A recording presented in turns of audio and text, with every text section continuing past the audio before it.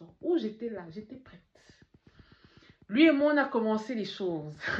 On s'est embrassé comme il fallait. On s'est touché comme il fallait. En tout cas, je peux dire une chose, c'est qu'il m'a touché où il fallait. Il a su me toucher exactement où il fallait. Chaque partie de son corps qui m'a touché m'a fait sentir à quel point j'étais à côté d'un homme. Oui, c'est important. Je dis, on a eu ce corps à corps enfin. Et le corps à corps était tellement intense que je crois que même les ancêtres ont compris mes cris de là où ils étaient. Parce que oui, on peut dire qu'il a un certain âge, mais la virilité y est. En tout cas, une chose est sûre, c'est qu'il y a des hommes ici là que laissez tomber. L'âge ne détermine pas ce qu'il peut faire dans une entrejambe. Ça, c'est sûr. Après cet instant-là, après ce week-end, j'ai compris que oui, j'avais trouvé l'homme de ma vie. C'est l'homme de ta vie. C'est le mari de quelqu'un. Lui et moi, on continue notre relation. Un matin, il me dit, tu sais, en ce moment, je ne suis pas bien. Ma femme, je crois qu'elle a découvert que je suis en couple avec toi. Mais ce n'est pas grave. Je trouverai les voies et moyens pour essayer d'arranger les choses. Parce qu'il faut savoir qu'à cette période-là, il était devenu un peu distant. On se donnait les rendez-vous, il ne respectait plus les rendez-vous. Et parfois, il me donnait des faux rendez-vous. Ou alors, on me disait qu'il va venir, il ne venait pas. Donc, j'étais un peu fâchée, mais il a su me réconforter comme il fallait. Je tiens à préciser que j'étais amoureuse d'un homme d'un certain âge. C'est-à-dire que je n'arrivais pas à me passer de lui. Je n'arrivais pas. Le pire, c'est que quand on était dans sa voiture et que je le regardais conduire, j'étais jalouse de sa femme. De comprendre qu'une autre femme était propriétaire de cet homme, ça m'énervait. Cet homme avait une classe incroyable. C'est-à-dire que sa manière de conduire, la façon dont il me regarde quand il me dit « Est-ce que ça va? Est-ce que tout va bien ?» J'ai dit papa, prends-moi, emmène-moi avec toi. Tout ce qu'il faisait me donnait envie de dire oui. Ou alors de lui dire, déshabille-moi tout simplement. Il avait un sex appeal incroyable. Pour un homme de son âge, rien à dire. Il savait prendre les femmes en tout cas. En tout cas, en plus d'être un bel homme, il savait comment prendre les femmes.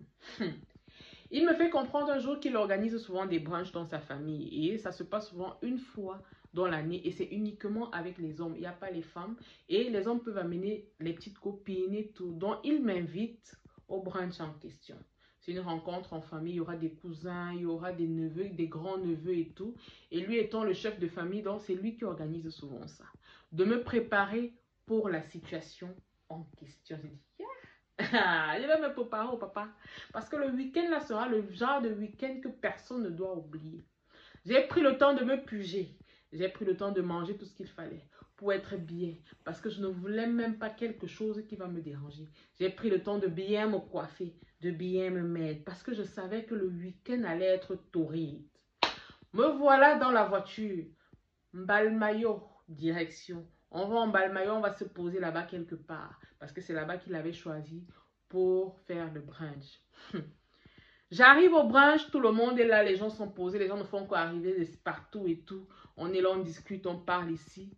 Et je vois mon ex.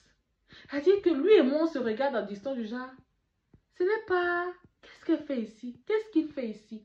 Il vient vers moi, il me demande, mais qu'est-ce que tu fais là? Qu'est-ce que tu fais ici? Tu es avec qui? Et tout, je dis, mais je te retourne la question, mais qu'est-ce que tu fais ici? Il me dit, non, on organise souvent un brunch comme ça, une fois par an et tout. Mais voilà, mais moi, ça m'étonne, tu es avec qui? Je lui donne le prénom de la personne, il me dit, ah bon, mais c'est mon grand cousin? Eh, les ex! Ça dit que vous, on va vous fuir jusqu'à quand? Elle a dit que quelqu'un...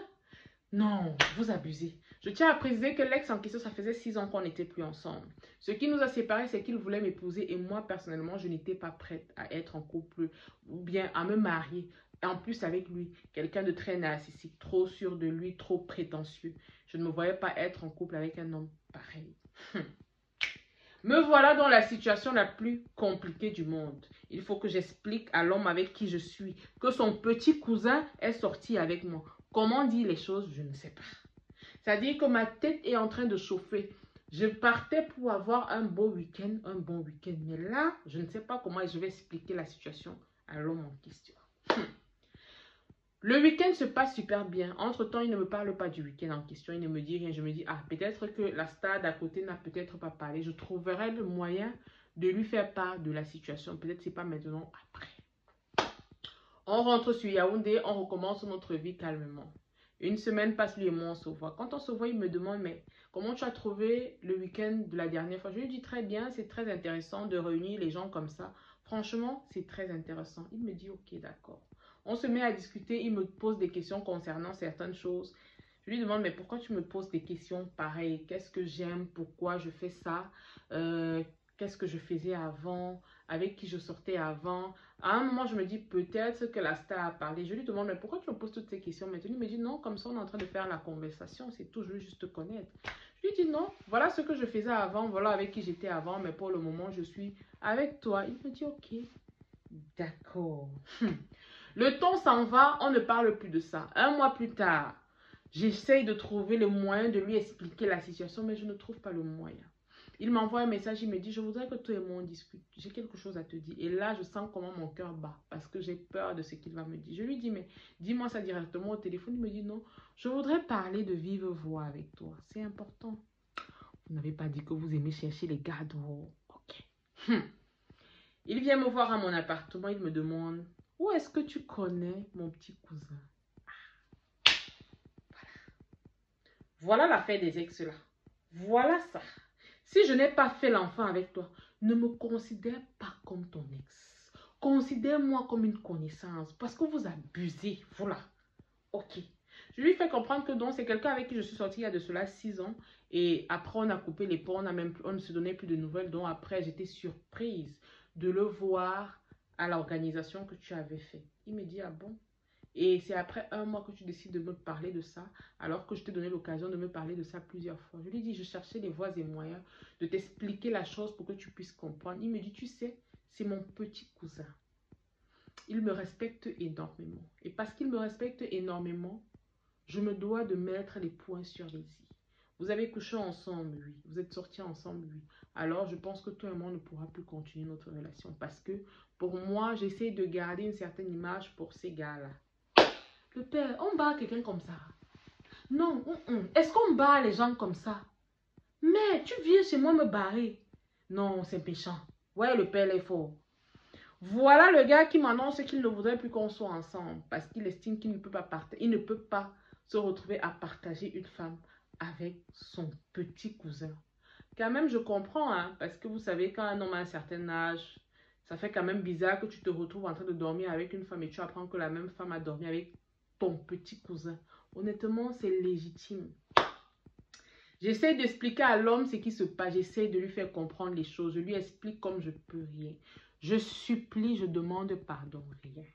Il démarre sa voiture et s'en va.